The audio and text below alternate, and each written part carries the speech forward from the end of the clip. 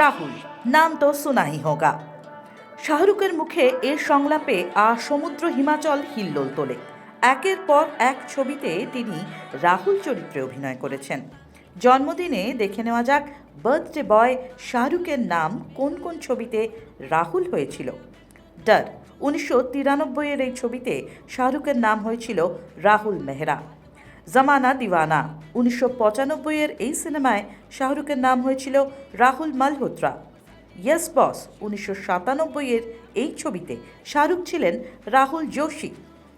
1997 দিল তো পাগল হেতেও শাহরুখের নাম হয়েছিল রাহুল। 98 কুছ কুছ হোতা হেতে তিনি রাহুল খান্না।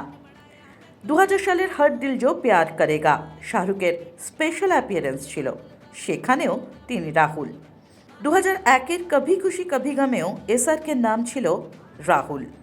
চেন্নাই এক্সপ্রেস 2013 ফের শাহরুখ হয়েছিলেন অন স্ক্রিন রাহুল।